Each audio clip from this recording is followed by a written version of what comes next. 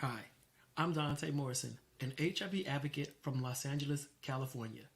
As one who has been living with HIV since 1999, I have seen the many successes regarding HIV care.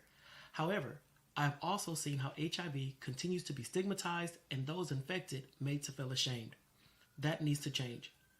Today's conversation is in honor of National Black HIV/AIDS Awareness Day and will tackle HIV in the Black community from four different perspectives: long term survivor, Black women, Black persons of trans experience, and Black millennials.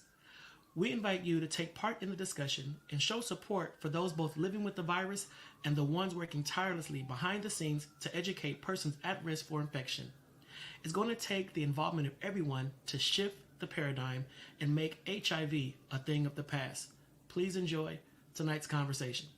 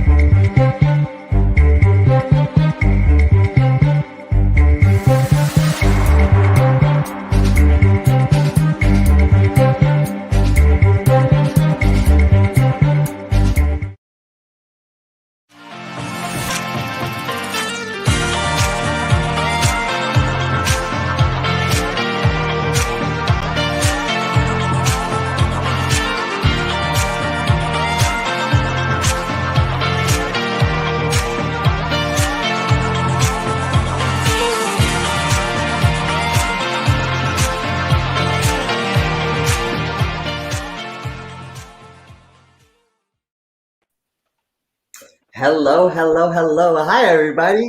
Hey. Welcome everyone out there to another episode of The Link. As you saw from our introduction by the wonderful Dante Morrison, all of our boss, this is a special episode. Today we are talking about NBHAAD. So that is National Black HIV/AIDS Awareness Day. Now, before we get into this, if you don't know, you're on The Link. The Link is a collaboration between APLA Health and Pyro Media, as well as funding from, here it is. You gotta show it. Always show it. Funded by the CDC as well. Look at this. Gotta love a good visual. You just gotta love We a good love it. visual. Always, We always, keep it. always. So today we have a lot. It's a packed show. It is a lot more than usual, so we're a little bit longer today. So we're gonna really try to make sure we're going as much as we can because we have special guests. But before we do, let's introduce ourselves. My name is Kai Smith. I am program coordinator for our Healthy Him program. Hey. And oversee our at-home testing program. Look at this skin. I have a ring light The up. So skin is glowing. The skin is definitely glowing. Yeah. I set my ring light up too. I am Ty, your friendly neighborhood linkage to care enthusiast. I am so excited for today's show. Thank you, Dante, for giving us that beautiful intro, and I'm ready to celebrate NBHAAD. All right, I am Rogelio. I am your program coordinator for Trans Connections. And I also live in the hood, if you cannot tell by the police sirens in the background. What's going on, everybody? I am your favorite prevention training specialist. Oh, yes. Okay. Our at-home HIV testing initiative, which you should all know about by now because you've been watching The Link. So yes, I'm excited about today's episode and all the celebration about National Black HIV and AIDS Awareness Day. Yeah. Yeah. Giving you a little red lip and a little red glasses, just trying to be fabulous. Yeah. I was talking about Rogelio on your sleeves here. Oh, I yeah. saw. Come on, Cabello. Yeah. Yeah. I'm trying to find Isabella. excuses to lift up my hands just to show them off a little bit. We love it. We love I it. love it. Just catch the spirit and be like, yes. Yeah. Right. All right, so today is going to be a little bit of a different show. So normally around this time we would do What's Poppin'. But today I want us to kind of come together and talk about kind of what NBHAAD is this year. And it's about coming together to end HIV. So, we have a lot of different guests, but I want to talk with you all. We all work, obviously, in the HIV field. We work with people who are at risk for HIV, and especially Black people. So for this NBHAAD, what do you what are you thinking of? I don't want to say like celebrating or, commemorating, but for this NBHAAD, what do you think you'll really take with you, or something that you want to press important to other people for NBHAAD? You know what, Kai? Before you even finish, I've already been thinking about this. I really want us and our viewers to challenge the stigmas regarding HIV. We talk about it a lot. We say stigma, stigma, stigma, but it's so deeply rooted within communities of color. To turn away and shun someone for them being HIV positive is not the answer. It's not the way to go. We need to build community around this disease, just in general. I've been really, really honored to kind of work with, such amazing people like yourselves, where we have these conversations. We talk about stigma. We battle stigma. We sit in rooms with people who try to inflict stigma and talk about, people who are living with HIV as if they are less than. And we always come to the defense of it. So for NBHAAD, I'm just grateful and proud of where we are, as a staff at APLA Health, where we're able to challenge that. And we're not worried about whether or not you feel a specific way about us challenging those stigmas and biases that you have.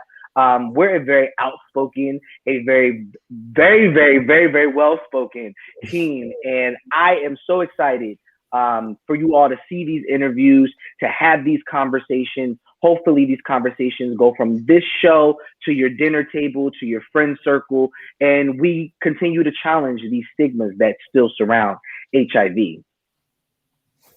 Yeah. Great. Thank you so much. And we're getting a lot of different comments here. Hi, Joseph. Thank you so much. And we also have Jeffrey King as well for in the comments.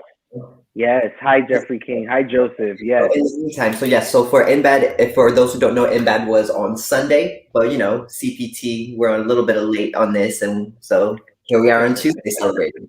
For NBHAAD, what is something that you want people to really take with them this year? Oh, you said Rogelio? Oh, I said Daniel. Oh, okay. Sorry, there's technical difficulties always on this end. Repeat your question for me, Kai, just so that I can make sure I heard it. Yeah, what are you taking with you this year for NBHAAD, or something that you want to impress on other people? I think it's always the same every year, but it just gets stronger the more that I'm in the field and the more that I do the work. And that's really just the educational piece about HIV. I think that one of the things that hurts and hinders our communities is the lack of education, specifically in areas where Black and Brown people are most popular, i.e. urban areas. With everything that has happened with COVID-19 in 2020, the pandemic, and the fear and the scare, that people had to go through, it's very similar to me within the gay community, with the Black gay community, about HIV when it first came out, like in the 80s.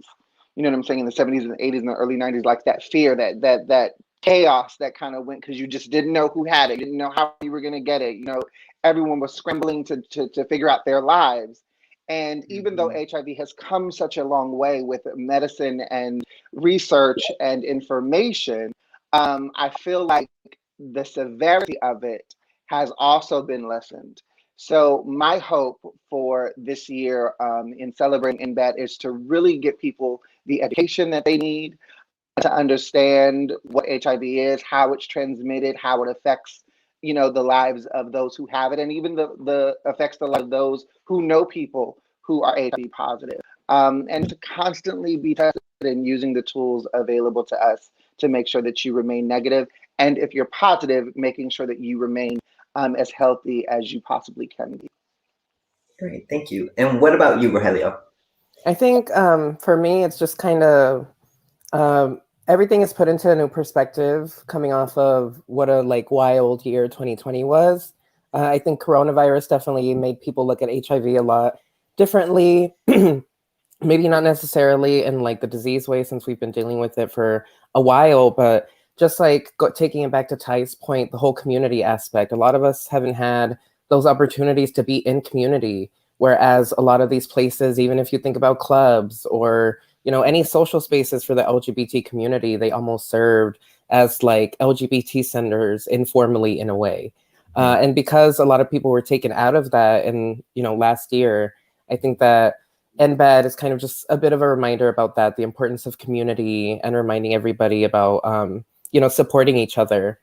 Because I think, especially in the trans community, there's already enough stigma being trans, let alone being a Black trans person with HIV or struggling with HIV. So I think, that's what I'm reminded of during this time for sure. Yeah, and I think for me, one of the things that I'm really taking with me, and kind of what Dan said, what I take every year with me is I don't think people recognize how impacted, especially the Black community is. And I have some numbers for everyone. So these are from 2018. With HIV numbers, you're always a couple years behind for those in the audience watching, just because it takes a little while for things to be reported. But in 2018, 42% of all new diagnoses were made up of Black Americans, of new HIV diagnoses. So 42% of people in 2018 that contracted HIV were Black. In the United States, there's only a 13% population of Black people. So only 13% of the United States, entire population is Black. So that is a huge number, right? 13%, almost 50% of all HIV cases are of Black people. And then here in LA, we're not seeing much difference. LA, 8% of the population is Black, but 23% of that population is of the newly diagnosed HIV people are Black. So for me, especially for the Black community, it's one of those things like really pay attention. I know oftentimes we think of HIV as the gay virus or the gay cancer, whatever. And we know it's not the case. It is, we're so past. And we have guests today that kind of can talk on different experiences. Now I want to go to Rogelio really quickly, before we go into our first guest. Rogelio, you were going to be interviewing someone. Unfortunately, something came up. Do you want to let everyone know what happened? What's going on? Yeah, for sure. So due to unforeseen circumstances, the person I was planning to interview today wasn't able to make it. They're dealing with some serious medical issues. So, we'll hopefully have a chance to talk with them a lot more in the future. Right. So since we do a lot on trans connections on our Instagram, I'm sure you'll be seeing more of Mallory in the future, since we've known each other for a minute, worked together on certain things. So I'm definitely excited to bring you all that in the future. But for today, I did prepare a bit of a statement on the Black trans community. Of course, I'm speaking on it from the perspective of somebody who is trans, but who isn't Black. So I cannot speak directly to that experience. I can only really speak from the perspective of somebody who works in the field and who is, fully supportive of Black trans lives. So I'll first start by saying a little bit of what I mentioned in my first opening, which was that 2020 was definitely a historic year. Not only did coronavirus happen, but it was also a very historic year for trans people. 15,000 people gathered in New York for the March for Black Trans Lives. 25,000 people gathered in the All Black Lives Matter rally here in Los Angeles. We saw unprecedented movement towards Black trans lives in 2020. But, on top of that, we also saw the election of new people into public office, trans people. So it gave a lot of hope to a lot of people. That being said, 2020 was also a historic year in some negative ways for the Black trans community. 44 people were murdered in 2020, which was a record-breaking number. 44 people in the trans community, many of whom were Black trans women. Black trans women continue to be the face of LGBT violence against the LGBT community. So far this year in 2021, it seems like the record is not letting up. There have been 4 Black trans women who have been murdered at the hands of transphobic violence. And I mentioned this because it all ties back to the same thing: HIV, rates, violence against trans people. They are tied together because they're all results of the social conditions that we are part of. Like I mentioned, being Black, being trans, on top of that, having to deal with HIV stigma. These are things that compound on top of each other. Black trans women are currently up to 50% or more likely to get HIV at some point in their lives. And a huge chunk of them will go years without ever knowing that they even have HIV. So that's all to say that Black trans women still continue to be the face of the HIV epidemic. Not only that, they are also the face of the LGBT rights movement. They began the LGBT rights movement. We're always talking about Marsha P. Johnson and all the Black trans women who led us to where we are now as an LGBT community. So I think that on this day, it's important that we acknowledge that creating a world that is better for Black trans people, Black trans women, is a world that's better for all of us. Whether we are LGBT, whether we are the most cishet, white man, being in a world where Black trans women are taken care of uplifts all of us. So yeah, that was my statement that I had prepared for today. I think it's just an important reminder that, the struggles are still going on, even though there is a lot of progress. We have to be reminded that, caring for the most vulnerable, the people who are at the intersection of all these issues is, the key to ending the HIV epidemic for everybody. Thank you so much for sharing that, Rogelio. And yeah, what you said is absolutely true. The world will be better when we can treat Black trans women better, then everyone else will be treated better. Right. So, and just really quickly, before we move on, I just want to read the names of the 4 women who have been killed this year.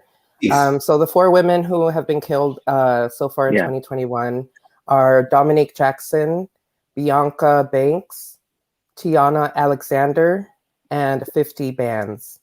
So these were all young trans women, Black trans women who were murdered, far, ahead of their time. So I think that, we should definitely end on that note by saying their names. Thank you. Appreciate that.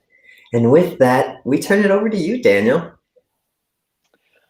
Well, I have the wonderful opportunity of speaking and interviewing in our next segment a fabulous, wonderful man, a beautiful chocolate man in the community that we all know and love as the director, the executive director of sexual health and HIV prevention. So, yes. So Terry Smith is been in the field and has been doing this work for a very long time. He has been working in nonprofit work for over 20 years. He has been with APLA Health for quite a number of those years.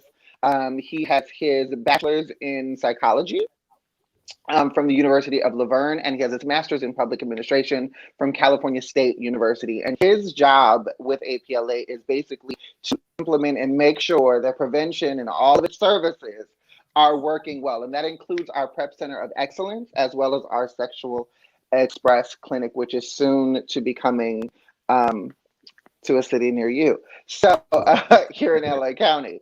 So I want to introduce and bring to the link, I think for the very first time, our wonderful director of sexual health and HIV prevention, the one, the only, the amazing Terry Smith.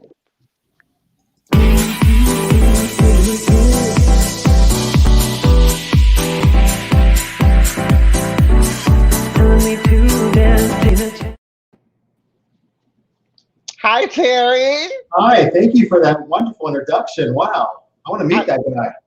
You know what? Don't even. Well, how are you doing on this wonderful day of our NBHAAD special episode of The Link? I'm doing really wonderful, and I just have to say that I'm especially proud of you guys for taking the time to acknowledge this day, because it is really important that we take a moment to remember those who have been impacted by HIV, as well as those who are living with HIV. So thank you for doing this. Well, I appreciate you for doing this interview, because I know that above all, Mr. Terry is very diplomatic, and I am hoping in the midst of this 15-minute segment that we get to know more, not only about you professionally, but about you personally. So thank you so much for agreeing to sit with me and having this conversation. As if I had a choice, right? You absolutely have a choice. You could have said, no, I'm not doing this, I'm sending someone else. Right. Okay. I want to jump right into the question. So, we are celebrating National Black HIV and AIDS Awareness Day, which was on February 7th. And so most people, they think about HIV and they're still walking around, even in 2021, with the same stigmas, with the same ideas that people had back in the 80s and early 90s. And so my first question to you is, having lived through the HIV epidemic early on, when the lack of knowledge of HIV or just any knowledge of HIV was bare minimum, How did you navigate your life in that time, specifically as a Black gay man? Well, as you mentioned, back in those days, and I always, when we talk about those days, I realize that I'm old now. Or I always thought You're I not was old. young. You're seasoned. You're Seasoned, seasoned. sure.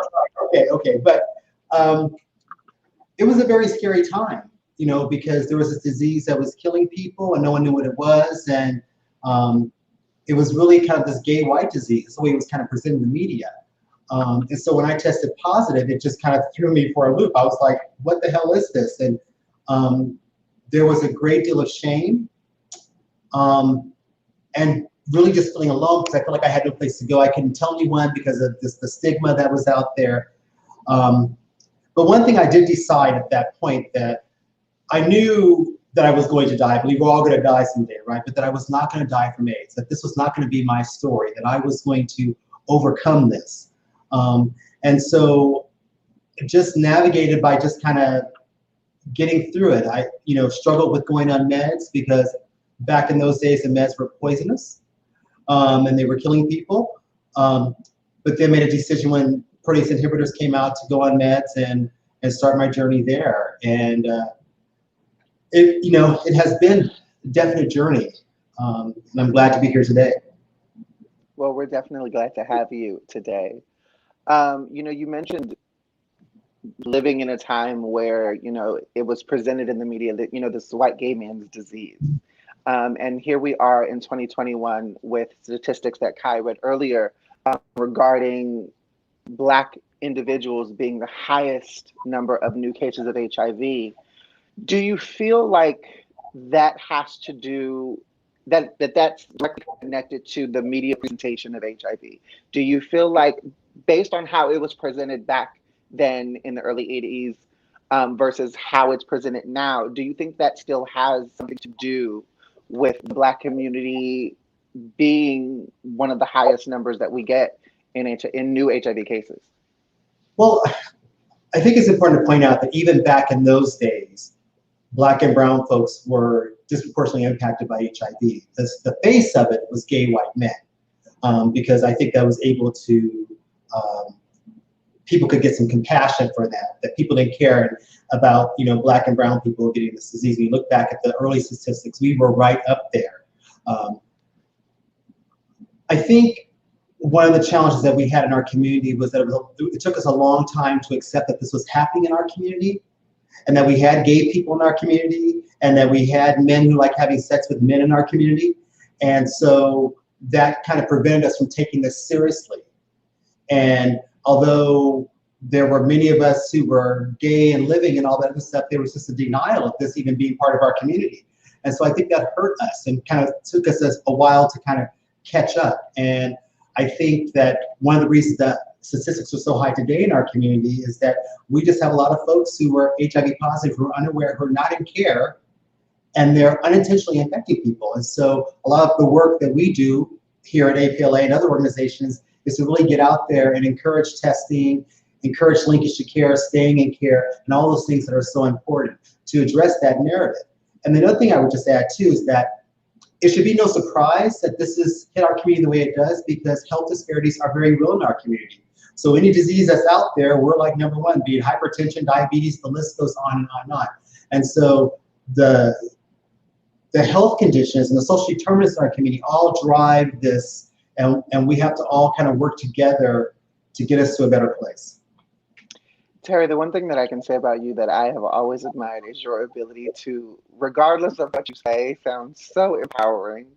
You have a tone and a voice and an energy that really does spark and ignite passion in people. And I've seen you in rooms speak, and just that happens in the room. Like the way that you incite people to action is incredible to me. And so, I was born in 1985.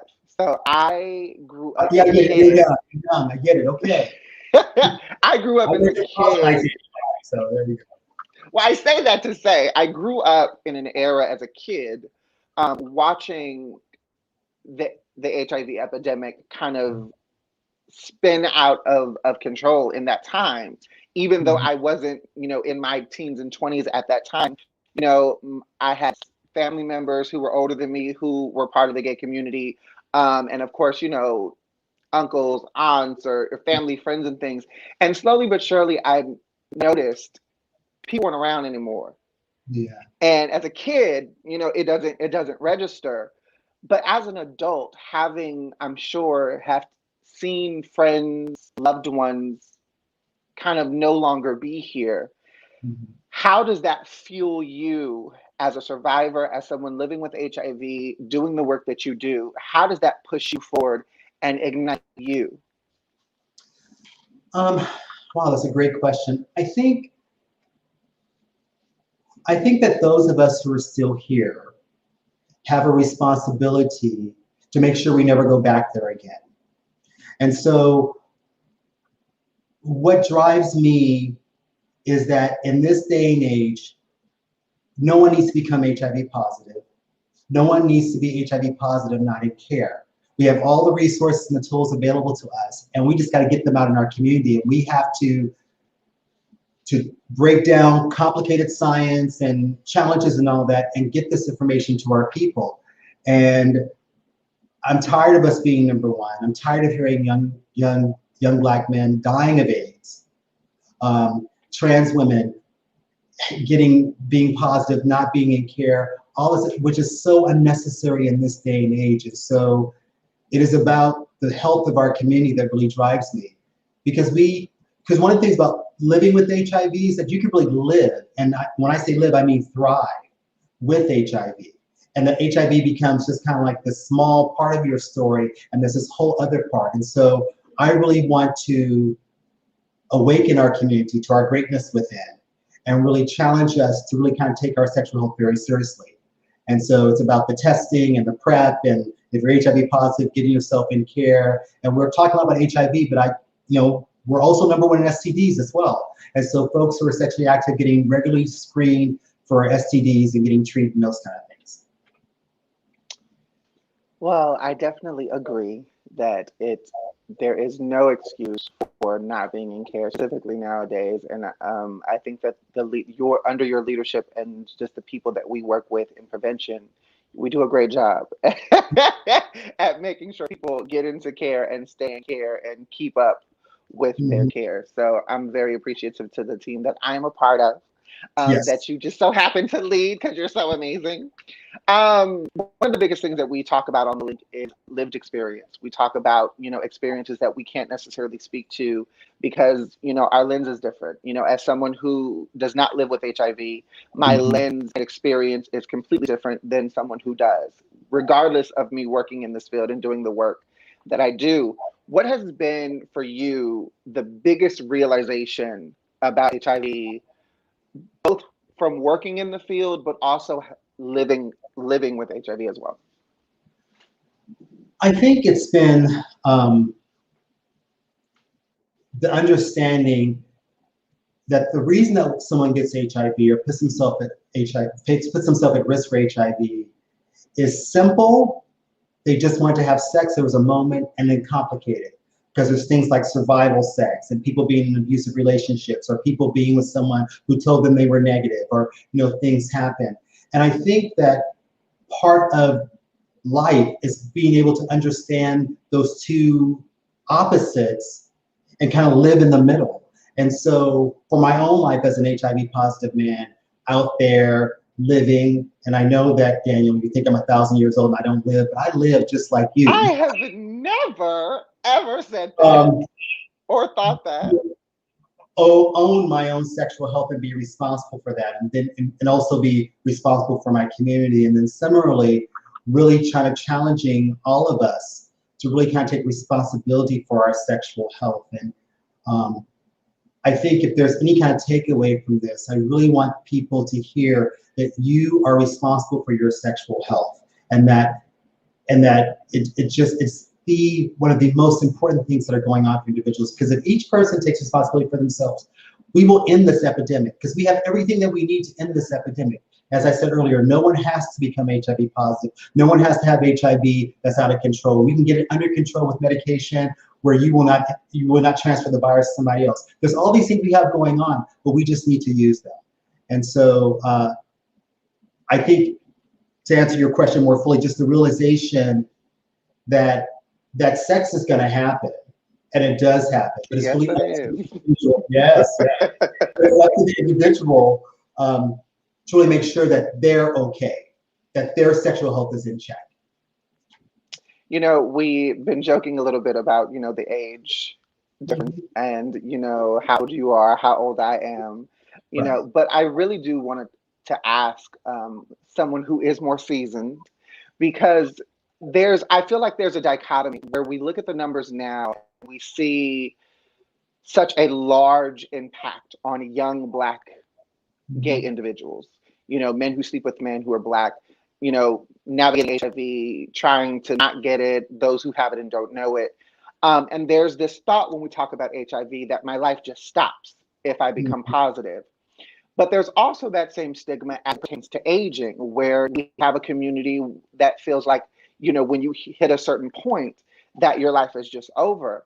And I am fortunate enough to have a lot of older individuals in my life.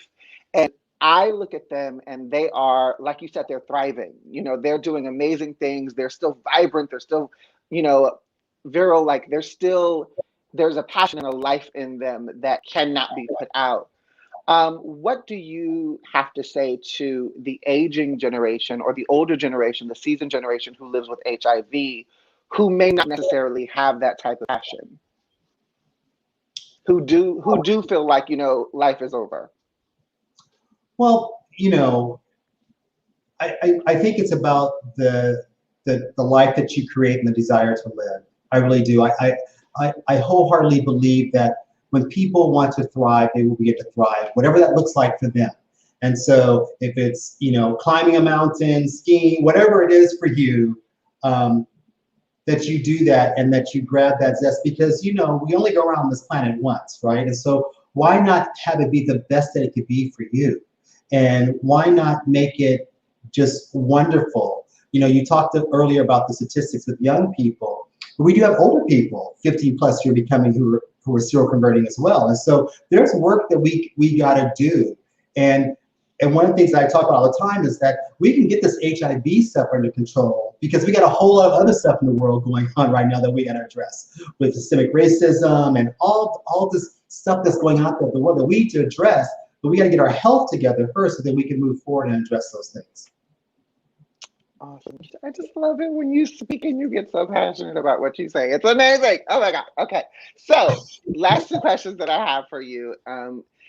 I heard someone say once to me, you know, life is not a dress rehearsal. You know, the lights, the camera, everything is moving. You're on stage, you're on now. Given everything that you do now, with the work that you've done, with the work that you do, and even with your status as an HIV positive Black man, is there anything that you would change in your journey? And do you think that it would have changed greatly the person and the man that you are today? No, I'm grateful for my journey. If I could have added anything, I wish I could have made peace with being HIV positive sooner. It took me a minute to get there. And there was a great deal of shame and stigma, internalized shame and stigma, having disclosed to partners, being rejected by people, and then taking that rejection in my heart and just like, oh my God, I'm gonna die, right? Until I finally got to the place where I was like, fuck it. Can I say that? I just did. Fuck it. You're the director, so I mean, you just did. Fuck it, no. And that this is HIV is part of my life. It's not my entire life. It's a small part of my life. And so I'm just gonna, this is what it is, and I'm gonna move forward. And if I encounter people or meet people or whatever, and they have an issue with that, that's their issue. The other thing I might have done a little bit differently is I would have relied more on my on my support system. So for a long time, I didn't tell anybody. And I was just walking around with this shame and stigma. And after a rejection by someone because I was HIV positive, I kind of shared with a friend. And I remember this friend's response, like, she was more upset, not that I hadn't told her, but that I was carrying this around and not trusting our friendship because if the tables were turned, I'd have been there for her. And it just made me realize the importance of community. And if I had relied on the community earlier, it might have been different. But you know, Monday morning quarterbacking is never good. And that journey that you referred to has brought me to this place today and has made me very passionate about this work and really eager to create programming and bring on wonderful people like yourself and the rest of the team, who I'm so immensely proud of right now, to do this and get out there and talk to your community, because that's what's going to make the difference too. It's not necessarily me, it's you talking to your peer group, because they're going to listen to you and talk to your friends and all that and break the language down and keep it real. Like many of us did back in the day, it's now your time to shine. Well, I definitely have to say that I thoroughly enjoy working under you. You have definitely taught me a lot of things as it pertains to diplomacy, because this field comes with a lot of ups and downs, you know, and I do come from that generation. I think every generation has that thing where we think we know it all. And so knowing that there's still much to learn, and being able to listen to those around you who, you know, have a little bit more experience in certain things. You know, a friend of mine used to say, experience doesn't always have to be bought. Some of it can be borrowed. And so I definitely enjoy that. My last question before I let you go, Terry, is HIV is a measurable virus. You know, there's tons of data as it pertains to how HIV works, you know, where it's hitting, what communities it's affecting. What wisdom from your seat, with your experience, from your journey, would you give to the generation under you as it pertains to navigating HIV, whether positive or negative, and the work that can still be done to get us closer to eradicating this epidemic? Another great question. I think it's about each of us taking responsibility for our sexual health. So it's not about disclosing your HIV status to somebody. It's not about someone telling you who they slept with and why they slept and all this stuff. It's really about you as an individual, if you're HIV negative, doing everything in your power to stay HIV negative and have a strategy. And that might include PrEP. And maybe you don't want to do PrEP, but you have to have a strategy on how you're going to stay HIV negative, right? And if you're HIV positive, that you stay in care and take your medication as prescribed so that you can become virally suppressed so you don't pass on the virus to someone else. In terms of STDs, that you get screened, if you're sexually active, get screened for STDs regularly. Not because you did something wrong, but because you're just taking care of your health, because you just want to be as healthy as you can be. And I would love for young people to just feel so empowered that they get HIV tested regularly just because they want to, and not because of a gift card, not because of some program, but because it's just important to them. And that those folks who are negative, or I'm sorry, who are HIV positive, are in care and access care regularly. And that for those who are negative, that they consider PrEP. And it's not for everybody, but to consider it. And then even if you decide not to do PrEP, if you have a slip up and something happens, right, that you know about PEP, that you know how you're gonna stay HIV negative, that you have a strategy. And so it's really about just owning your sexual health and just walking in that power and just, and you're doing it for you, but it's gonna benefit the community. But I think that we have to first start with the individual, and if enough individuals do it, our community will get healthier and will continue to thrive. And we can end this in our community. We have everything that we need. And so own your sexual health. Honey, I don't know about y'all watching, but I feel the need to just go get tested right now. Do you see what I mean? He just has the power to ignite passion and action in your body. I love it. Oh my God. Terry, I want to thank you sincerely from the bottom of my heart for taking the time to speak with me, sit with me, and allowing me to interview you. I know that you are a very busy man. I listen to your phone calls, and I see you in the office all day. So I know that you are a very busy individual. So thank you so much on behalf of Kai, Tyra, Helio, and myself, and of course the link. We thank you for the time that you spent in this conversation. So. Well, thank you. I mean, I know this is y'all's baby. Like you say I'm the boss, but you know, who could be the boss of y'all, right? I mean, we're not that bad. Exactly. I love the young energy. I love it. That's what we need in this work, and we need y'all to just continue doing what you're doing. And so thank you for letting me be a part of it. Thank you for considering me as someone who has something to offer. It has been just the pleasure. It's really been a pleasure. So thank you. Absolutely. Thank you, Terry. And thank you for also considering part of the young crowd, honey, because at an almost 36, things change. Well, Terry, we're going to let you go again. Thank you so much for being a part of this. I appreciate it. We appreciate it. All right.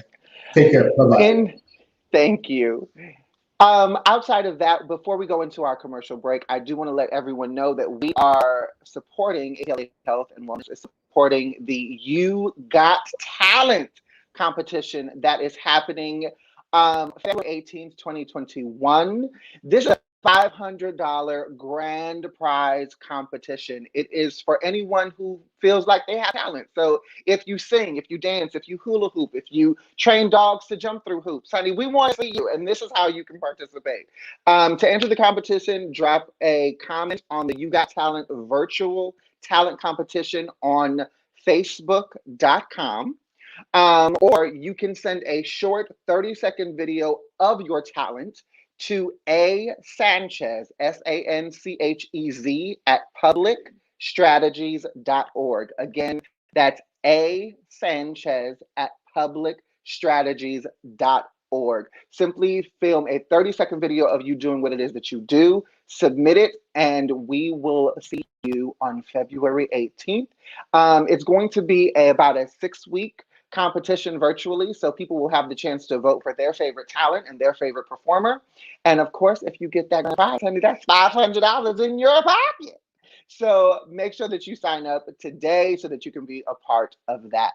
Now I want to kick it off to something that we all need to be aware of, the at-home HIV initiative that APLA Health has been doing called Swab and Chill. And here's the prevention team giving you a little bit more information on how you can be a part of that.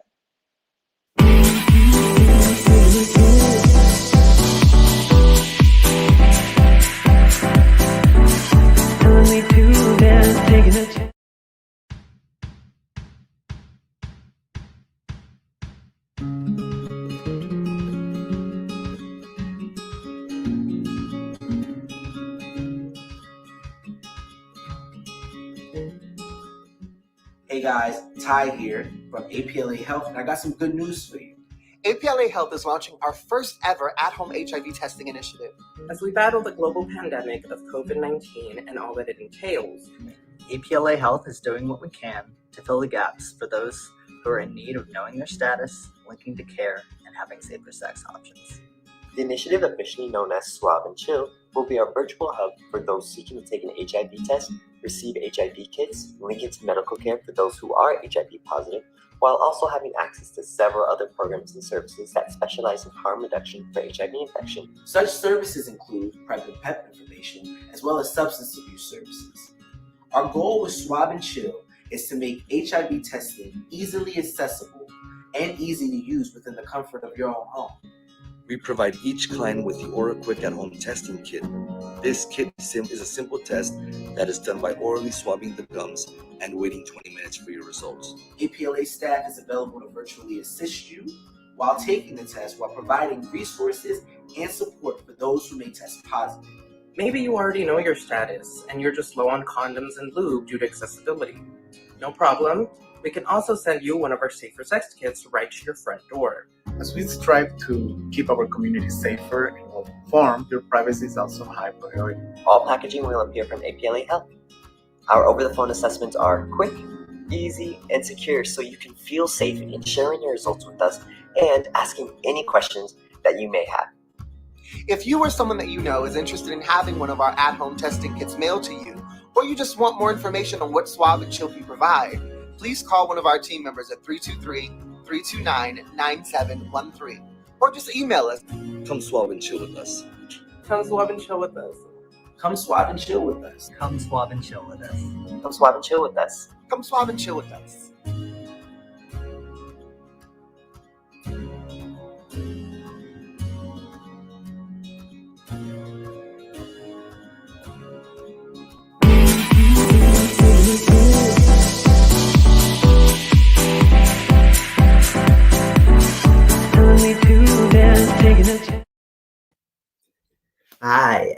Welcome back. Thank you so much, Daniel and Terry, for that amazing, amazing interview. Terry, thank you so much for taking the time out to do that. Our next part of the show is an interview that I did with a wonderful, wonderful guest, a face you might all see, with a Mr. Novan Moore. So say hi to Novan, everybody.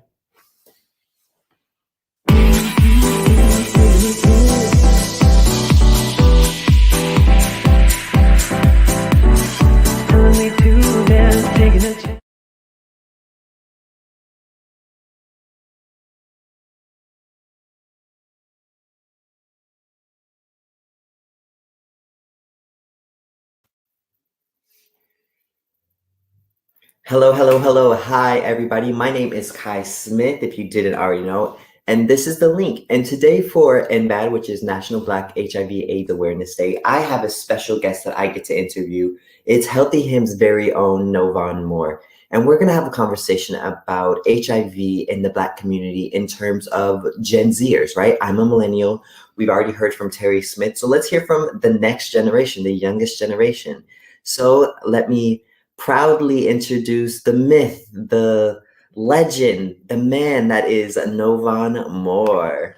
Hi, Novan. Hi, Kai. How are you? Good. How are you? Thank you so much for being on. Thank you. Thank you for that introduction. That is so kind. Of course. So for those who don't know, Novan has been around Healthy Him basically as long as I have been. So when I first started, Novan kind of came in, and so whenever I think of like my time in Healthy Him at APLA, Novan's always there. So hi, Novan. Hi, Kai. Yes, that's so true. We kind of started the journey together, and here we are. Like, what is this? I think 2 years, right? 2 years. It'll be 3 in September. So we're getting there. Wow, time has flown by. Oh my gosh. Right? Healthy Him has been such a great asset. So thank you for having me again. No problem. Thank you.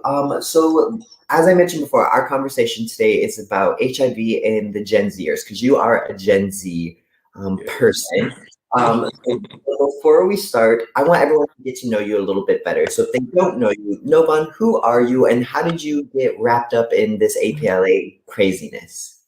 Well, my name is Novan Moore, and I'm an artist. I am an RDA. My goal is to be like an entrepreneur and just.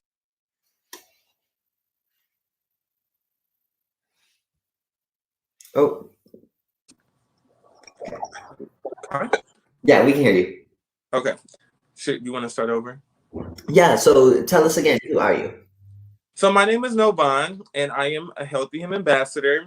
I have also been with Healthy Him about 2 years, going on 3 years. Time has flown by. I'm an RDA, I'm an artist, I'm a model, just so many different things, just trying to have my feet wet and just be a trailblazer overall. A little bit about Healthy Him. I just kind of got involved when I really looked into the community, and I realized that I wanted to be an ally. I wanted to be helpful, and I wanted people to see someone like myself, same age, same color, come from the same background, and just know that you can be of assistance as well. And it takes the change to be the change. Come on, it takes the change to be change. No one will always drop you with those little stands that are really great. So I can't wait to hear more from them. Thank you.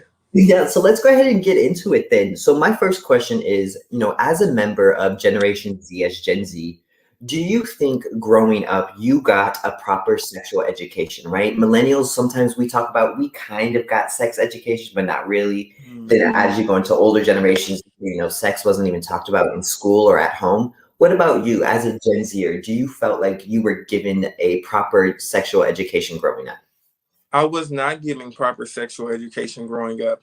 And for a lot of my peers, I can speak for them as well, where we've had that conversation, where it was like, did your mom or dad or grandparents have the conversation of the birds and the bees, as they call it, so to speak. Yeah. And I wasn't given that, maybe from what TV showed or online or YouTube, but honestly, for what it's worth, I just was not given the tools and the education to make better choices as an adult.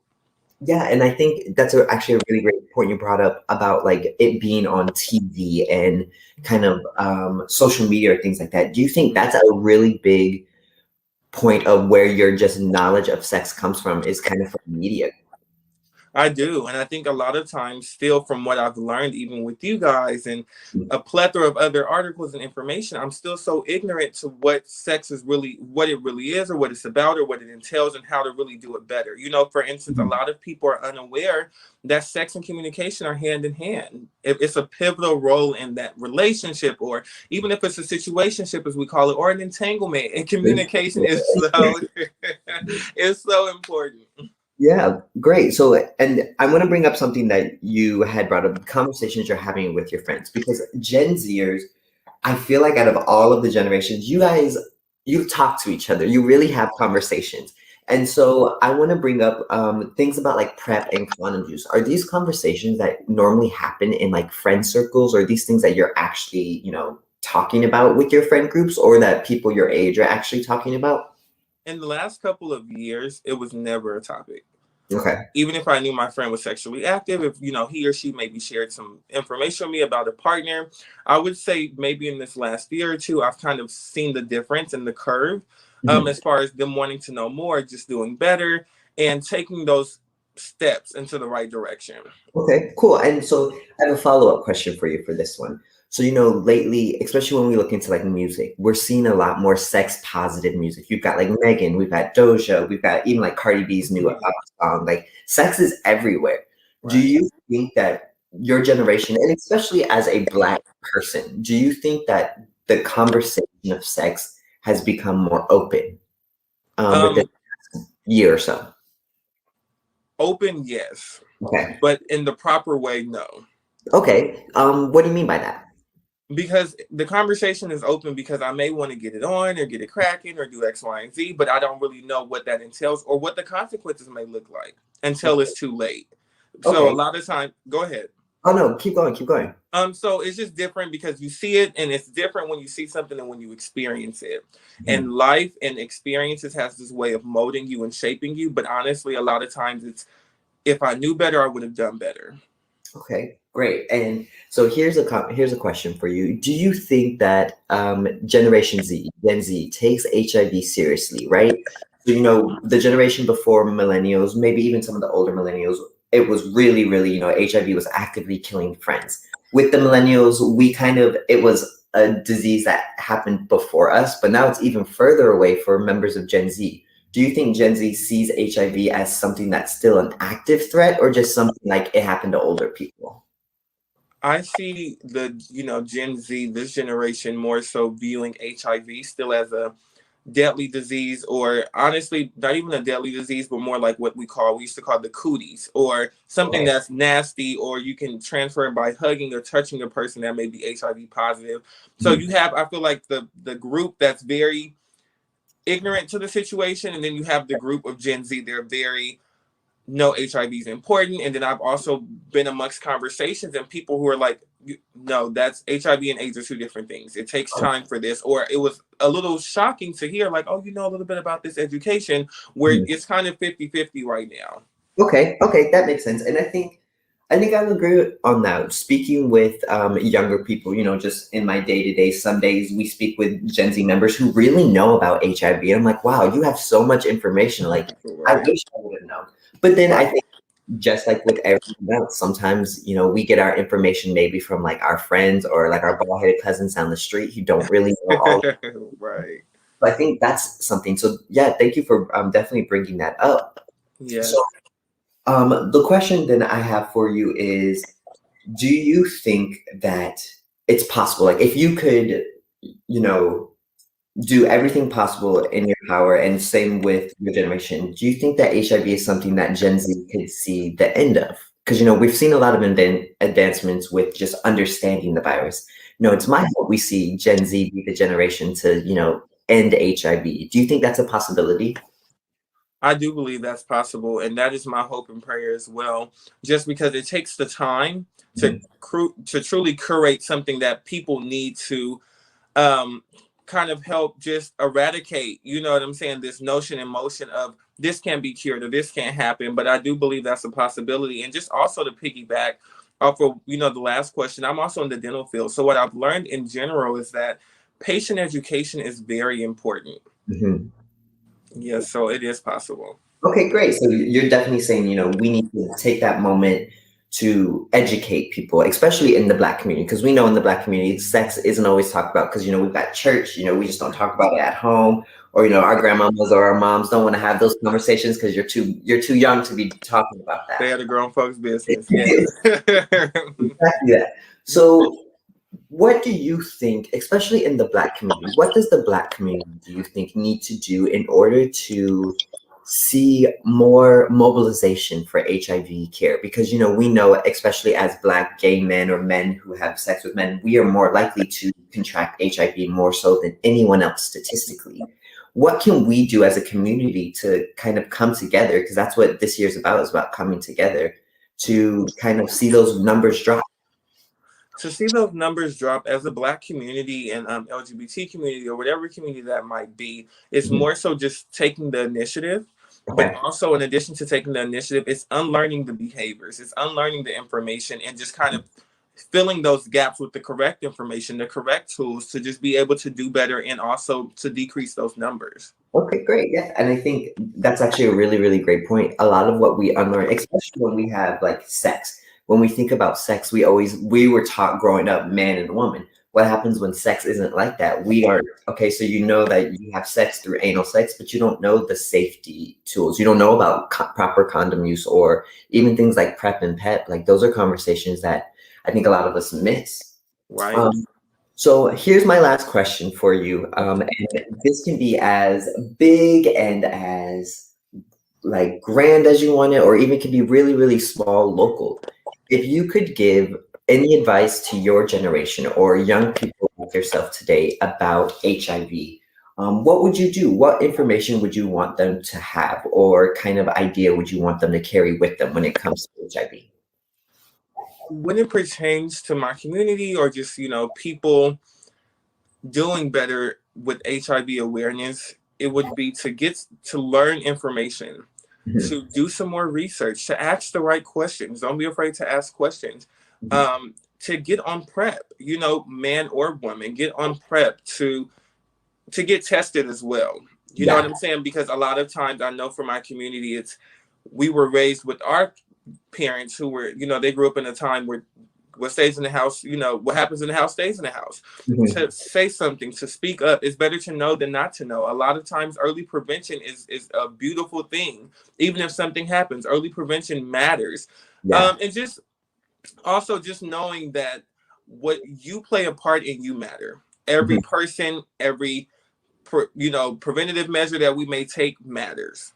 Great. Thank you. That's so great. I think those two things are really, really important. One, just, education, ask questions, and then recognize, you are important. I think a lot of times we think that it's just me, it's fine, whatever. But no, it is important, get tested regularly. I think that's a huge, huge one. Right. And I think the biggest thing, I'm sorry, Kai, to piggyback off of and to leave my community with is that, at least from what I've heard, it's not the end of the world. And that's what a lot of people feel like it's the end all be all, and it's not. But if you don't do what's necessary, it could lead that way. It could, be something that becomes an aggrandized situation. And you're just like, man, I wish I would have. And I don't want my peers and community to be in the I wish I would have situations. Right. Yeah, that's so great. And I think that's part of it is kind of what you were saying without saying. You haven't said the word is stigma, right? And especially in the Black community, there's so much stigma around HIV. And you've definitely talked about education will alleviate stigma. But what else do you think we can do to kind of slowly fight stigma, right? We can't get rid of stigma overnight, but what can we do so that tomorrow there's less stigma for HIV, do you think? So I'm starting to see more of this, but I just believe if we were to maybe increase it or just do a lot more, that maybe it would also just play a huge role, which is representation. Representation matters. So seeing people that looks like us and looks like myself and looks like yourself, Kai, and it's not just Adam and Eve. It could be Adam and Steve and Steve and Steve, but just knowing that it's all of us. We all matter, and we can help really, as you mentioned, not, I guess, completely get rid of the stigma, but fight the stigma, to do better, to teach. And at the same time, people have to be willing and ready. And so I think if people were more open and just had a lot more tools, that we would be able to help kind of with that stigma that we're currently faced with a lot of times. Great. Well, thank you so much, Novan, for letting us pick your brain, and for being a part of Healthy Him. It really has been an amazing experience for myself. I can speak personally for myself for these last 2, almost 3 years, watching you grow as a person and just a human being. So thank you so much for taking your time to do this. And we will say bye to everybody. Thank you, Kai. Well, a huge virtual hug to you guys and everybody watching. Please and bye, you guys. Thank you. All right. Thanks, Novan. Hold on one second. All right, we're gonna end this. Okay.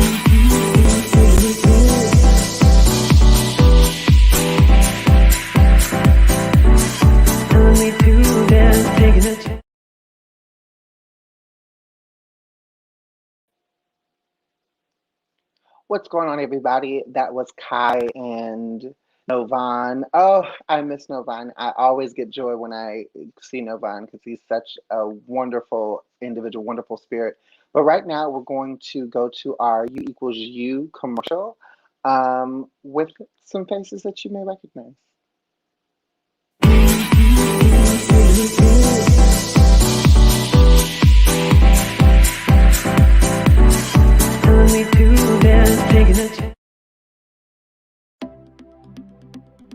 Hi, my name is Daryl, and I'm a him. And you probably clicked this video because you're wondering about the U equals U. Undetectable equals untransmittable. These two letters have changed the game for people living with HIV. Oftentimes, people have been afraid of disclosing their status, being intimate, or having been stigmatized for being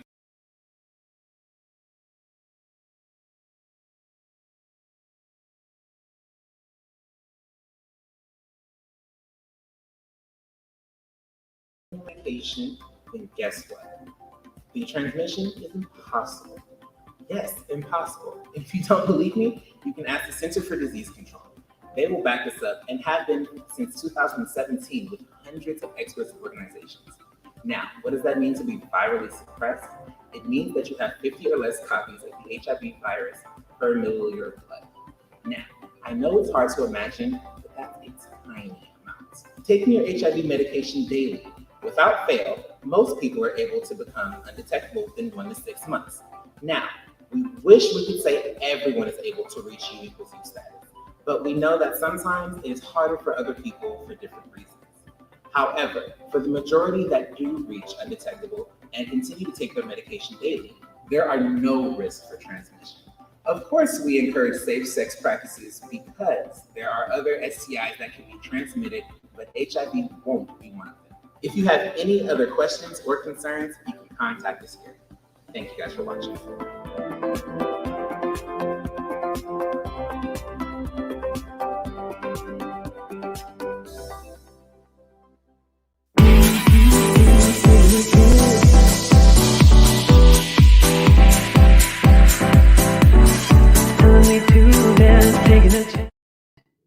And we are back. Like Daniel said, that was Novan. We miss and we love Novan. And that was Daryl, another one of our Healthy Him ambassadors.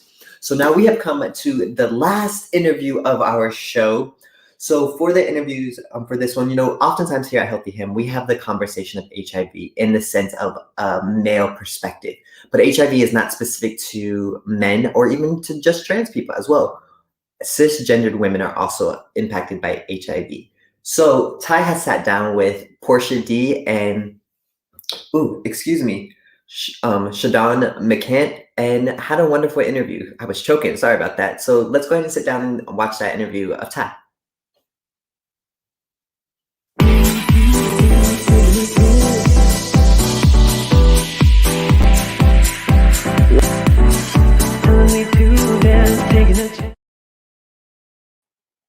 What's up, everybody? Ty here from APLA Health, and happy NBHAAD. One, thank you so much for joining us today because we are having several interviews that are just going to be really, really amazing. And as you can see, I'm spiffy. I have my tie, my button up that's about to rip if I flex my muscles. Look at that. All right, I won't tease you too much, but I'm dressed up because I am joined today by two amazing Black queens. You can't talk NBHAAD without talking about Black women. So, without further ado, because you already know who I am, I want to bring in my first guest, Shadon McCant. Let's say hi to her.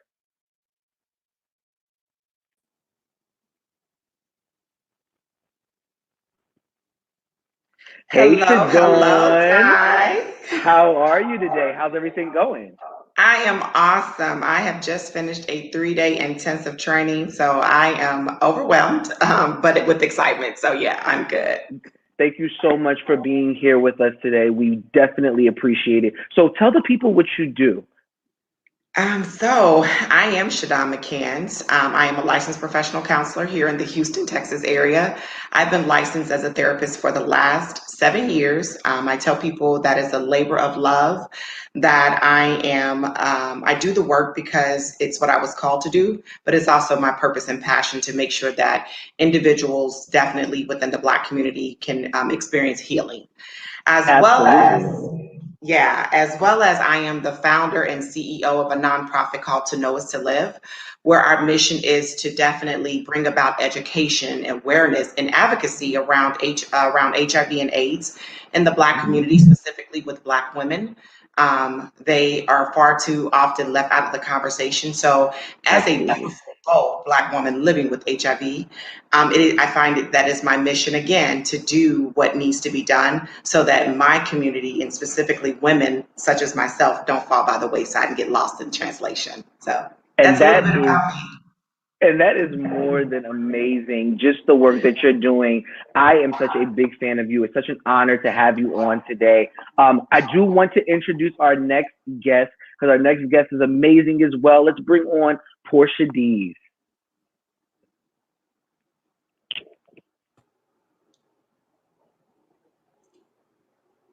Hi, Portia. Hi. Two beautiful women giving me a great red lip. I love it. Portia, introduce yourself to the people. Let the people know who you are. All right, my name is Portia Dees, and I am a vertical, which means I was born HIV positive. I work for an organization called Black AIDS Institute in Los Angeles, and I am a linkage to care coordinator. As Shadon mentioned, I've not only do I feel like I've been called to do this, but I also feel like it's my duty to help my community, those living with HIV, and then specifically, Black people of color, get connected to the services that they need. As a linkage to care coordinator, I create our testing and linkage systems and coordinate our testing and linkage services. So yeah, and it's important work. I am a big fan of yours. Portia used to work with me at APLA Health, and we are office couple. So that is my work wife. My work husband.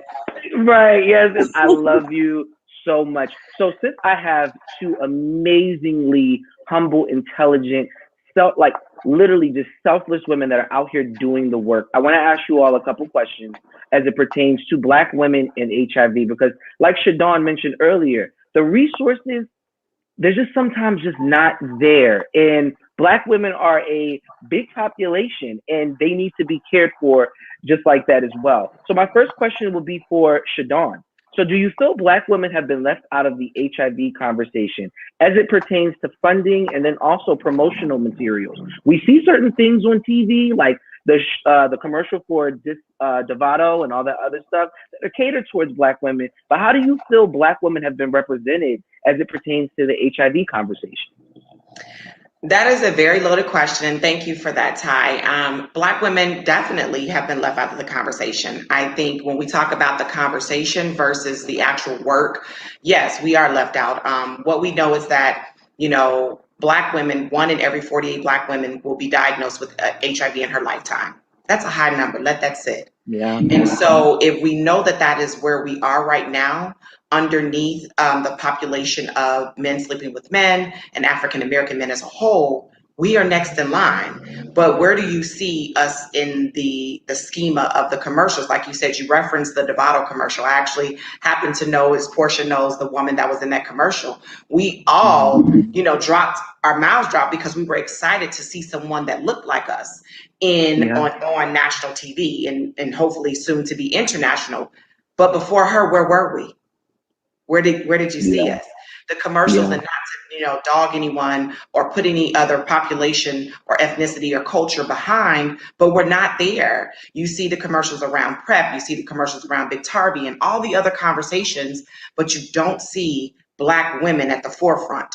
The other thing about that, when you asked about federal funding, it's the same thing as well. It's like, as soon as we think we're getting ready, the money's about to come, it's like, I was very excited about the opportunity to say, okay, we have the LGBT community under lock. That community is like, we will not get left behind, excuse me, point blank, but when it comes to Black women, it's like, where are we? And it's like, it's not like we're not in the fight. It's not like we're not having the conversations. It's not like we're at the tables, because we are there. As we know, and I'm gonna take it back a little further, this country was built off the backs of Black women, but yet we are not in the forefront of the conversation because you need us to continue to survive. So in my opinion, I think that there needs to be more conversations, there needs to be more media, there needs to be more opportunities for Black women to speak up, to share their stories, and to be definitely afforded an opportunity for funding. One of the organizations, and of course Portia can speak to this, I love Black AIDS Institute. Love them because of their work with regard to the just unapologetically Black, but also for their work around Black women in PrEP. And so I'm sure we'll get to some other questions, but yes, I think that we have been left out of the conversation, but I know myself and the others that are in my tribe, it won't continue.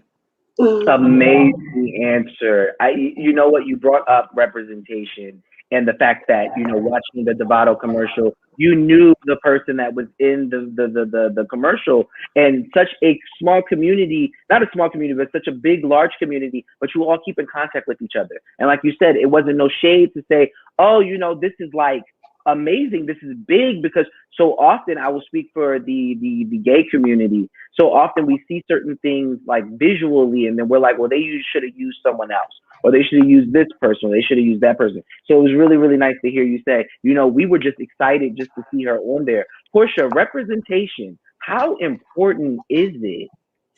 It's super important. I know for me, being connected back to social services, made me feel whole again. But I know when I started getting back connected into like care and wanting to be a part of support groups and stuff like that, like all of them that were available were full of, Black or, MSM. And so it's, I can't relate to a lot of the stuff that they're going through. So having support groups and stuff like that for women that, is important. Seeing ourselves on these PrEP commercials and billboards, and it's important because it's speaking to us. I know working in the field, looking for services for women is really hard. Like, for example, a woman who is battling with substance abuse, finding a treatment center that takes women is really hard, and those things are important. Representation is really important. Absolutely. Said very beautifully as well. I want to ask you another question, Portia. My second question for you. In your experience, have you come across a network of HIV positive Black women creating a safe space that is to your liking? And this is a conversation that we have at work very, very often. So often we hear safe space, right? And then when you finally get a safe space, every safe space is not comfortable for everybody. So have you come across any safe spaces as an HIV positive Black woman that you were comfortable with? So in LA County, I feel like there's only one, and many times we have to create those safe spaces ourselves. When I was working at APLA Health, I was, gracious. I was honored to be able to have the opportunity to do that in that Black Love event that I created. Which was amazing, by the way. Thank you. And there we have at Black AIDS Institute, we have an ambassador program. I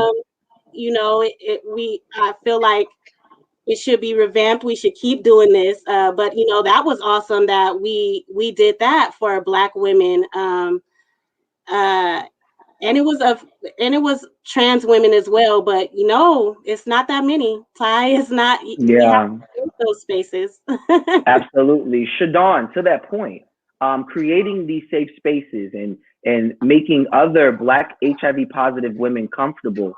How has your experience been with doing that? I know initially you probably were looking for a safe space for yourself before you just said, you know what, let me just create one. What were the challenges as it pertains to creating that?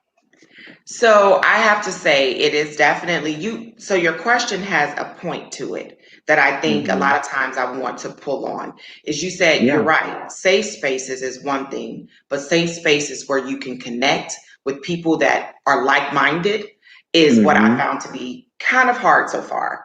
There are safe spaces. Don't get me wrong. I have, Portia, like myself, is a part of a few of them on Facebook, private groups. So I will not, of course, name the name.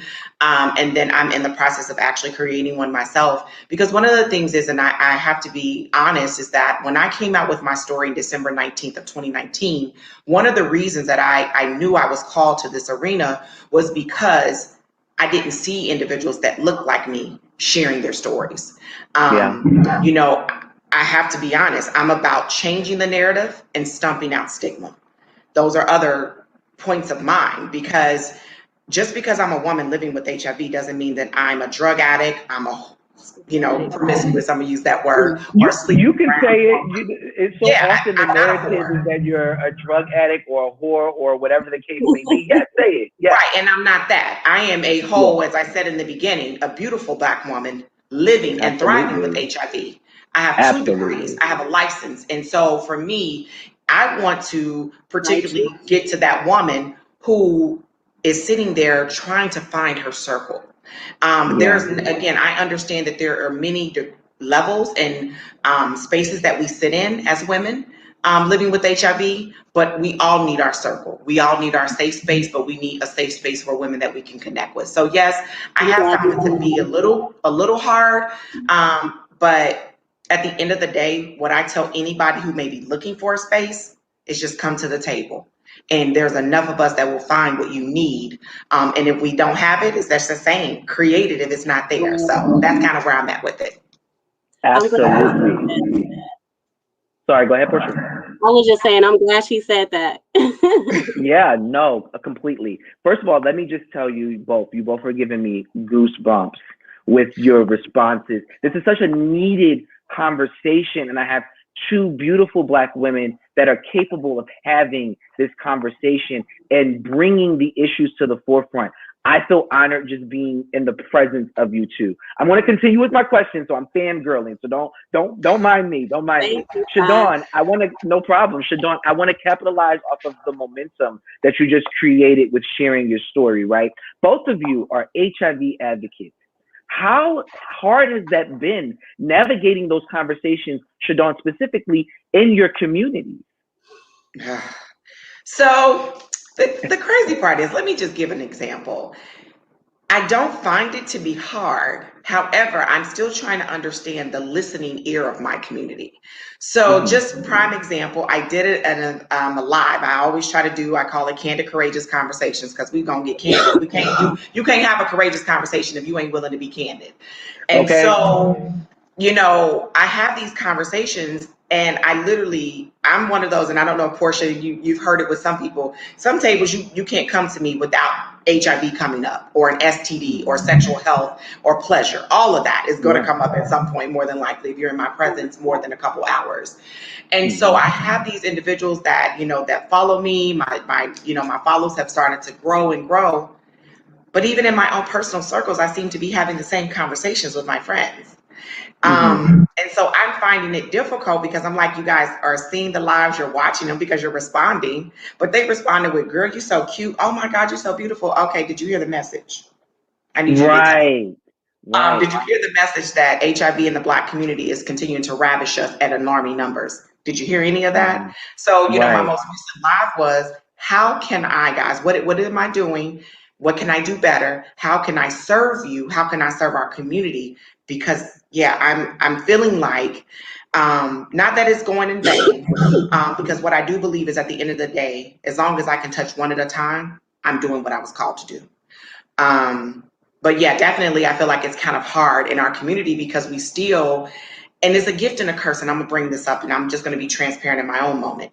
It's kind of a gift and a curse for me because I am a person that visually, I'm not hard on the eyes, and I do know that I have an ability to speak very well because that was a gift that was given to me. So sometimes that, I think, gets in the way of people hearing what it is that I'm trying to get them to understand. So I think that's where my conflict with it comes. Wow, that was very, very honest. I feel for that. And Portia, what about you? Any challenges conveying this message to your community? Yes, piggybacking off of what Shadon is saying. Yeah, I feel the same way.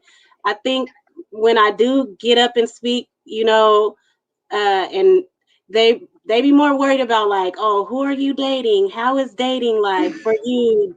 That kind of stuff. Like, what are you wearing? How's your makeup? like Yeah. he said, instead of listening to the message, or I just, I find it hard to also gain the support of my allies, so of my friends and of my family. Like, I know they watching me and I know they hearing me, but share my messages, share my lives, share them, like, and then furthermore, have my back when you hear these conversations coming up when I'm not there, speak up and correct people, and like, let people know. And I also think like a lot of women, just because like how we mentioned before, the representation isn't there, like, they probably think they can't be affected by it, like it's not, it's not me, I can't get this, or like, she got it, but that was her, like, I'm not going to be affected by it, like, because of the lack of representation and inclusiveness and the diversity of different stories. So, like, yeah, and you both touched base on two very important things. One, the look, like you said, sometimes you get up, you speak about this, you present the knowledge, and people are more so concerned about who you're dating, what you're wearing, what kind of shoes she got on, as opposed to listening to the message. Because, even like Portia just said, my friends, you watch these videos and you compliment me, like Shadon said, good looking girl, you look cute today, but are you learning from me? Like, we learn from our friends, and our friends have something to offer us that may not affect us directly, but it's good to be knowledgeable of those things. And I think that both of you are correct. So many people kind of just look past it. Yeah, go ahead, Portia. Can I add one more thing too? I think also the stigma and the shame, it not only do we experience it, but our peers and our family members and our loved ones experience it too. So I think that might be a reason for some of the hesitancy in sharing the message and caring about the message. Like, they don't even want to be associated with it. You know what I'm saying? So yeah. And to that point, you can only acknowledge and comment to people that you know. I know from my friends, and like I'm from a completely different community, but I'll speak to my experience. I know from my friends, if it does make you uncomfortable to have a conversation about HIV, then you need to assess why that makes you uncomfortable. Yeah. Why does it make you uncomfortable to defend me and what I do to whomever? Why does that put you in an uncomfortable position? And are you really my friend? Do you support, what I'm putting on the table, as opposed to saying, oh, it's nice that you're trying to make a change. And then when you finally do make that change, you want to be all buddy with me and hug up on me and say, this is my friend that blah, blah, blah, blah, blah. You know what I mean? It's kind of like that part right there, Ty. And if I could speak to that, you hit the nail on the nose, Ty. Is that the real reason? It goes back to, as a licensed therapist, as a person who works with individuals all the time. It's really, I ask people to go introspect. It's now time to look inside, because the fact is that you're not living with HIV. Like Portia said, all I'm asking you to do is just share the message. Right. All I'm asking you to do is just be aware, spread. To know is to live. You know your status, you have an opportunity and a choice to live your best life, whether that's around HIV or any other STD, STI. And so the fact is that you can't have that conversation, then I need you to look inside. Why can't you have that conversation? But of course, we know the answer, the three of us at least knows, it's around stigma. We do. It's around shame. Just the mere association with the three letters is like, OMG, you know, and so of course, it's difficult. But my thing is this, okay, fine. So what? You don't share the message. However, I'm still wanting to know, have you gotten tested? Right. And are you getting tested with your partner? That's what's most important to me. Fine, don't share the message because it'll get where it needs to go. But I need to know that you're getting tested and that you know your status and that the decisions that you are making are yours. And if they're not, and if you're afraid to do that, then again, I'm going to ask you to look inside and deal with that part of you that's afraid of rejection or abandonment or isolation or all those ugly things that show up. It's time to do some deeper work. So that's kind of where I'm at right there. You know what, and you led me into my next question that I feel like is extremely important to hear, you know, just based off of the work that we do just in general. You mentioned stigma and how ugly stigma can be and how deep it is based off of the ignorance and lack of knowledge on a topic. This is just something, and I tell people all the time, the government owes people living with HIV an apology for damning HIV as if it was a moral disease. It's not a moral disease. Anyone can get HIV. The stigma surrounding Black women and HIV specifically, can I ask you, Portia, have you experienced any stigmas that you are willing to share? And how does that make you feel? So before I became public with my status, which was in 2013, I was holding everything in, and you know, I felt like I had to keep it a secret, which was bad. But you know, people used to just be talking, like, you know, I experienced sharing my status with someone in high school, and then from there it just spread, and people was just talking just to talk. And you know, some of the things I would get is not even knowing me, not even knowing my story or how I got it, you know, just that they would assume that, you know, I got it from sex, or like Shadon was saying, being a hoe or being promiscuous. Right. That everybody I was sleeping with, or everybody they seen me with, I was sleeping with. Like, so a lot of the times I couldn't even disclose my status to some people who I was interested in, just because before I even got the chance to do it, they heard about it from somebody else. So like, just assuming that anybody I was hanging out with, I was sleeping with, and that I wasn't telling them my business. Like, it was their duty to tell my status for me, because they just thought I wasn't out here telling people my status and just hooking up with people and not telling them.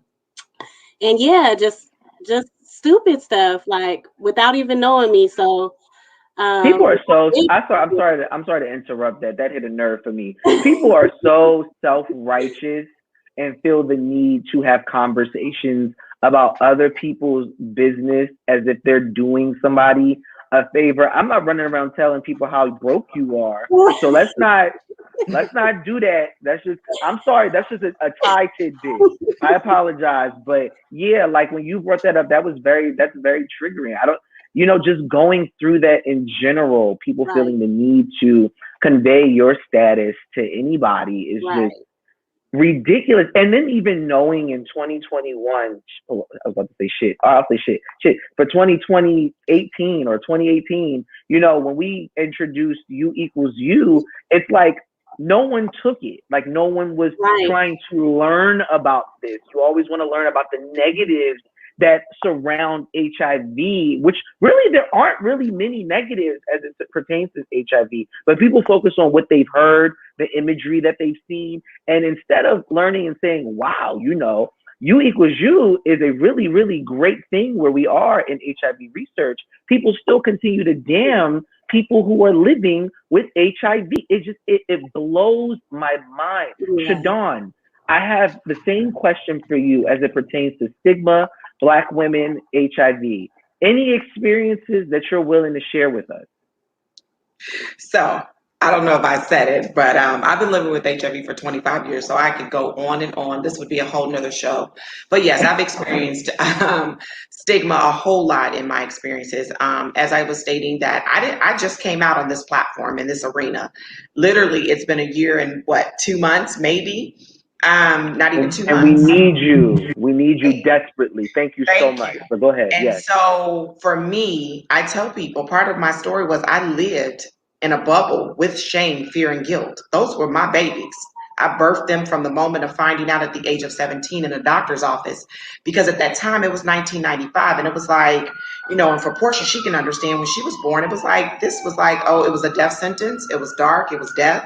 It was gloom. It was loom. It was all these different things. So the first thing and the last thing that I was going to do was come out as a 17-year-old adolescent living with HIV, because it was a death sentence even in itself. Because the crazy part was I knew I wasn't going to die from HIV. I was afraid of dying from the stigma, the external stigma. And that's when we talk about, we can't not have the conversation about stigma without having what it looks like, and that there's two parts. There's internalized stigma, and that's what I've told myself, the shame, it's turned into shame, and what I've told myself I was, that I was unlovable, disgusting, and dirty, and all these different things, because that's what the external stigma had ascribed to HIV, which at that time I was living as though I was HIV. Experiences with stigma was the most ravishing one, I believe. I mean, I've had a few, I've had many, but was the most recent one at the age of 38, when I had trusted someone that I worked with in the workplace. And this was someone that I really looked at like a little sister. And she decided in the transition of our friendship at some point, her mouth got a little leaky, and she didn't think she was doing any harm. But in reality, I started dating a guy at the place where we were working at, and somebody that she leaked to that didn't care for me decided to go to his ex-wife's Twitter page and put that he was dating a blonde therapist working and she was living with HIV. You might want to check yourself. Same thing. So yeah, so you understand, Portia, so many people that will watch this, if you are living with HIV, you can possibly relate to that story or something similar, that how devastating that was. That was, at 38 years old, wanting to kill myself, wanting to die, behind the fact that, again, in this day and age, HIV is not a death sentence. I'm not the person you need to be concerned about, because you don't know me. I'm taking my medicine. I'm living. I'm undetectable. Been that way for 15, 20 years. Are we serious here? Right. So, yes. Like I said, I'm a big proponent of us addressing stigma. But what I know is I sat here and I listened to you and I listened to Portia. The true reality is that as a nation, as a country, as a community, we are going to need to heal around stigma and HIV. Yeah, the government owes us an apology, but until the government is willing to put in implement some real healing around HIV, I'm going to keep fighting the good fight, like Martin Luther King and like everybody else that I love. I'm going to keep fighting it until I have no breath left in my lungs, but it's still going to be a fight. So until we're able to heal from what we've done as a country, as a nation, unfortunately, we're going to experience stigma external. But now my goal is for the women that are living, the Black women, is now let's work on the internal stigma and shame that you've ascribed to yourself, because you're not your diagnosis. So that's just how I see that. But yeah, but even just briefly, I mean, we could go on about this too. They owe an apology around COVID, because now look at how we're looking at people with COVID. And I don't say that lightly, but I remind people, so how do you think somebody living with HIV feels? Right. And HIV like this for 40 years. 40 years people have had to experience this. Now COVID is a year, and you see how we have ostracized people, how we don't even want to go around them, and we not showing them love and compassion. And HIV is the most stigmatized, I think, pandemic out of all of them, out of all the pandemics that have hit. HIV is the most stigmatized, and people show the least amount of respect or sympathy for people living with HIV. So that's but it goes back to what Ty said, and not to cut you off, Ty, but you said it in the beginning.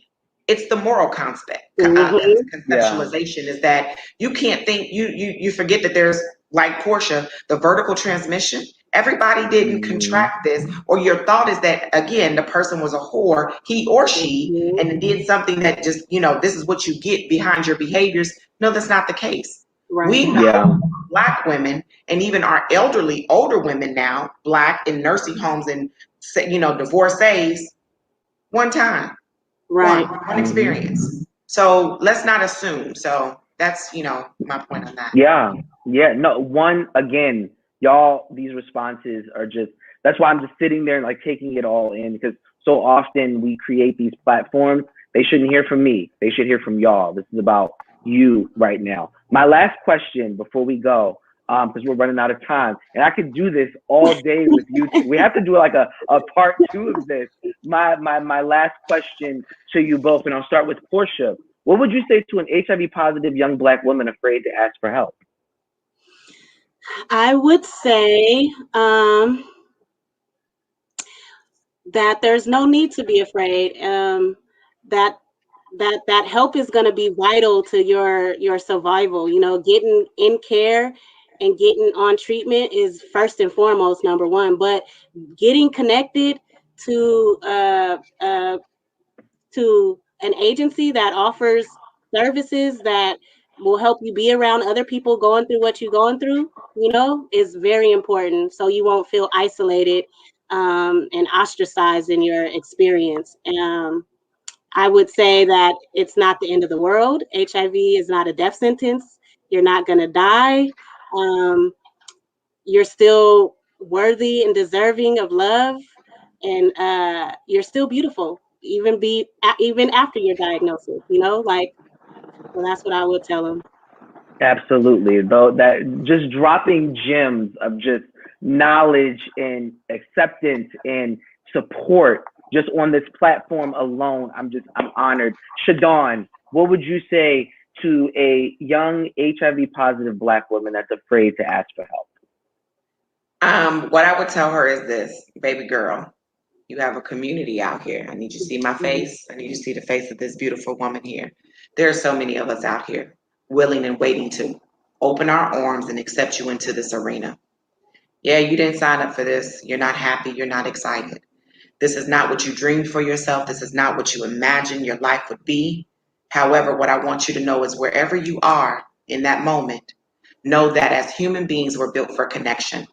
And for you to survive, as Portia has said so eloquently, in this next phase of your journey, because it's just a new start. It's a new journey, baby. It's not the end. It's just the beginning of something different, something new. And I'm not going to say that it is all peaches and cream, because I can tell you that from experience. I'm not going to negate how she feels. But just know that there is a community of us waiting for you. We as humans are built for connection. That's how we survive. We need each other, whether we want to believe it or not. Whether you're an introvert, that's fine. Be introverted. You ain't got to talk to us all the time. But just know that, guess what? If you need somebody, we are a phone call away. If you need someone, we're a text or email away. If you need someone, there's Facebook groups, there's social groups. There's a lot out here. I just want you to take the first step. The first step, baby. That's all I need you to do. Take the first step. And for me, you can DM me. My number's out there. You can call me. You can text me. You can do whatever you need to do, because I'm willing to walk you through it. That's all we need you to do, is just take the first step. That's it. Just the first one. Just a little step. Amazing. Out here. Yes, amazing. Ladies, I'm honored. Thank you so much for the consistent goosebumps today, the knowledge, the wisdom, the experiences. Y'all are so important to this. I never want you to forget that. Thank you so much, Shadon and Portia, for even having a conversation with us and letting us know what it's like, you know what I mean? And speaking from your experience and putting emphasis on a community of Black women that are out here thriving. I appreciate and love you both so much. This was an amazing interview. Till next time, you beautiful souls. Thank you, Ty. Thank you for lifting us up, and thank you for the work that you do. Yes, Thank you so much. Thank you. I mean, this is phenomenal, like she said, Ty. And thank you, Portia, for thinking of me to join you on this stage with such a beautiful spirit, as we, again, bring more awareness around National Black HIV and AIDS Day. Thank you. Absolutely. Let's get back to the show. Later, everybody.